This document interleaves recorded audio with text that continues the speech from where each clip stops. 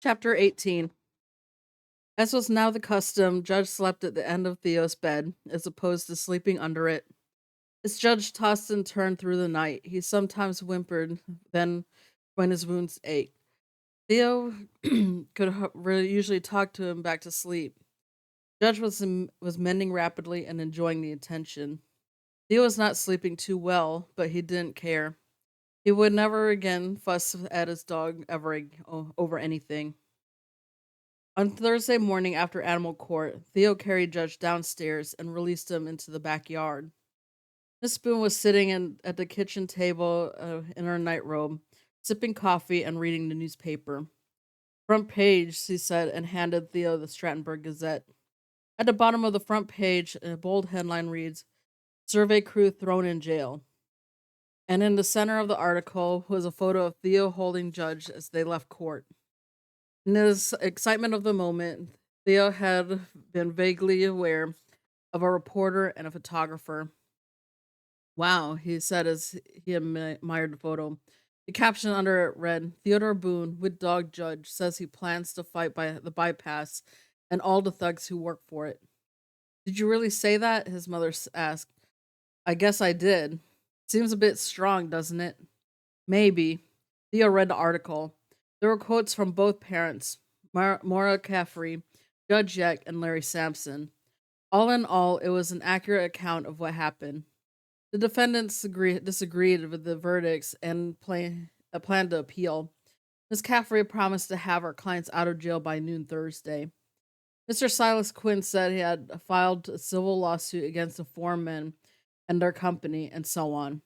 Nothing new, really, except a rather nice photo of Theo and Judge on the front page. Theo liked it. You shouldn't have called them thugs, Miss Boone said. Why not? They're thugs, right? They trespassed and they beat my dog with a stick. They're not exactly nice guys. You gotta be careful around reporters, Theo. They're always ready to pounce on the wrong word, especially Norris Flay. Who's Norris Flay? The guy you spoke to. The guy who wrote the article. He's been around a long time and knows how to spin a story. If there's a hot issue in town, Norris Flay will be there. Isn't that his job? Yes, it certainly is, but he doesn't always get things right. Theo opened the back door and retrieved his dog. Judge was ready for breakfast. Theo fixed two bowls of cereal and placed one on the floor next to his chair.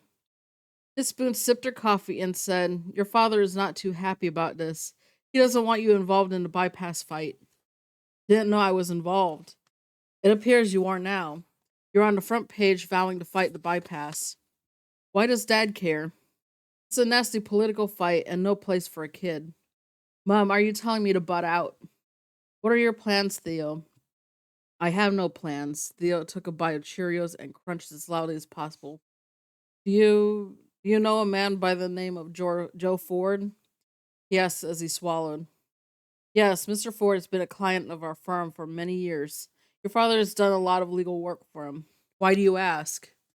There's a rumor that he has a secret deal to purchase 200 acres at the spot where the bypass will intersect with Sweeney Road. So if the bypass gets approved and built, Mr. Ford, who I think is also known by his nickname Fast Ford, will be in a good position to develop the land and make a fortune. Miss Spoons was frowning and nodding, not sure how to respond. Theo pressed on. And there's another rumor, though. I think it's more of a fact than a rumor, that Mr. Ford was a big contributor to the governor's last campaign. So it looks to me like Mr. Ford gives money to the governor, and the governor pushes the bypass so Mr. Ford can make even more money, and then give him some more back to the governor. Does this make sense, Mom? This would not surprise me. If it's true, it sounds pretty sleazy, right, Mom? It's not illegal, she said, rather lamely, in Theo's opinion. But couldn't you agree that it sounds sleazy? Sort of, yes. Then why are we mixed up in it? We. Yes. Why does our law firm represent sleazy clients? Our law firm. Didn't realize you were now a partner. It's got my name on it, Theo said, then flashed his mother a metallic smile. Theo, we've had this discussion. Everyone has the right to a lawyer, and we as lawyers cannot always pick and choose our clients. Often our clients are wrong and or they have done bad things. And that's why they need us. A lawyer is not supposed to judge his or her client. We're supposed to help them. I'm not going to represent crooks, Theo said, then took another spoonful. Her eyebrows pinched almost together, and she said sternly, "Do not refer to Mr. Ford as a crook." "I didn't call him a crook," Theo said, chomping. "I just said that when I'm a lawyer, I'm not going to have crooks as clients." Miss Boone took a deep breath and decided to let the conversation die. Theo was tired of it too. He and Judge finished eating in silence. During homeroom, Mr. Mount pulled out the morning paper and passed it around. Theo was often amazed at how few of his classmates ever looked at a newspaper, and virtually none of the other 15 boys had seen the story. A few had scanned it online. Judge's beating and near death experience had been a hot topic all week, and the class wanted the details from Animal Court. The front page story and photo were inspected closely and discussed at length. Theo tried to downplay it all, but secretly thought it was way cool to be on the front page.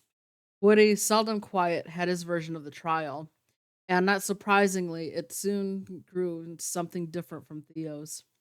Woody's parents had filed lost assault charges against Gina Gordon, only one of the four still not in jail.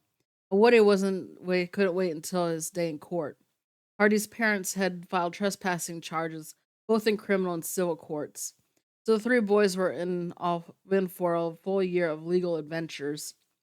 Theo thought this was wonderful, as did Mr. Mount, and the 10 minutes in homeroom were again consumed with chatter about the case and its issues. Hardy was in a different homeroom. He found Theo during the lunch break, and they had a grand time rehashing their great victory in Animal Court. The entire Quinn family was thrilled with the outcome and very proud of Theo for his role in it. They were also delighted that the kid on the front page of his bandaged dog had vowed to fight the bypass and the thugs who worked for it. "Did you really say that, Theo?" Hardy asked. The truth was, Theo wasn't sure what he said. The crowd left the courtroom and spilled into the narrow hallway. There was a crush of people and a lot of talking. Theo was sort of choked up and excited. He was also stunned to see the three men hauled away in handcuffs, and he was holding Judge and just wanted to get away. He caught a glimpse of someone with a camera and remembered a reporter asking him some questions as he walked up the stairs. But it also was true that Theo really liked the quote. So he said, "Sure. That's awesome, Theo." Hardy wanted to stop by the law office after school and talk about the bypass. Theo promised to be there in his office doing his homework. That's where he was at 4 p.m. when his father tapped on his door and said, "Follow me." Theo knew from experience that it was a bad sign. His father rarely made the trek back through the storage files and cluttered rooms to Theo's office, and he never simply said, "Follow me." They walked to the large conference room where his father closed all the doors, then pointed to a chair for Theo to sit in. He sat in one nearby, and by the time they were seated, Theo knew bad news was on the way. Mr. Boone began. "Last week, I believe you met Mr. Joe Ford here in the office. He's been a client of mine for many years. Unfortunately, that has now ended. I received a call from Mr. Ford this morning in which he informed me that he was basically firing me as his lawyer. He doesn't like the fact that my son is such a vocal opponent of the bypass. Mr. Ford is a longtime supporter of that project. Like a lot of people, he thinks it's important for our community." Theo wasn't sure how to react. He felt lousy because his father got fired. He felt relieved Mr. Ford was gone. He thought it was an overreaction by Mr. Ford. He wanted to ask his father why he represented shady guys like Fast Ford. He decided to play it safe and said, "Sorry, Dad. Your mother tells me you think Mr. Ford is, shall we say, less than honest." "Thanks, Mom. We can't have a chat over breakfast without you blabbing it all to Dad. I barely met him, Dad, so I don't know him. Is he less than honest?" Mr. Boone smiled and glanced away. He said, "I've never seen anything dishonest from Joe Ford. I will say that he knows how to play the system. He has a lot of money and powerful friends, and he is accustomed to getting what he wants. He demands loyalty, and that's why he's looking for another lawyer right now. Theo blurted, "He sounds like a crook to me." "He's not a crook, Theo, and you need to stop throwing around words like crooks and thugs, okay?"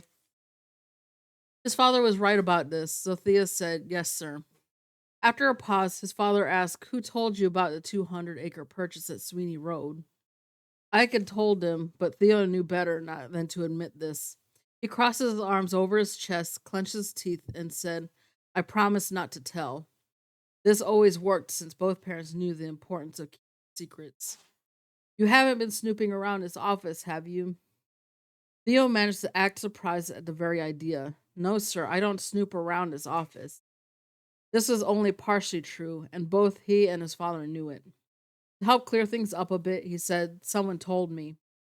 Mr. Boone shook his head as if he believed this when in fact he did not. Theo knew it. "What else did this someone tell you?" Mr. Boone asked. Theo had nothing to gain by saying anything else. That's it, nothing else. His father's concern only confirmed the truth about Joe Ford and his studied shady deal, but Theo decided to leave it alone. Fast Forward had said goodbye as a client, and Theo was secretly thrilled that such a bad character was gone from Boone and Boone. And he suspected he wasn't alone. Theo had a hunch his mother was on his side. He had no fondness for real estate developers in town who sought to chew up the land and build more shopping centers and condos. Things had been said before around the office and around the house. Sharp little one-liners and zingers that left no doubt Miss Boone did not care for some of Mr. Boone's clients. Theo was not supposed to hear these things, but Theo missed little. Theo said, "Look, Dad, I'm sorry, but I didn't ask for any of this. I didn't ask for Judge to get hurt. I didn't ask for the trial yesterday. I didn't ask to get my photo on the front page. It all just sort of happened. And if Mr. Ford is angry, then I'm sorry. Frankly, I think he overreacted by firing our law firm." "Our law firm? Got my name on it." Mr. Boone smiled and seemed to relax. Theo suspected he wasn't really that upset at losing Joe Ford as a client. "Go finish your homework," he said as he got to his feet. "Sure, Dad." That's the end of chapter 18.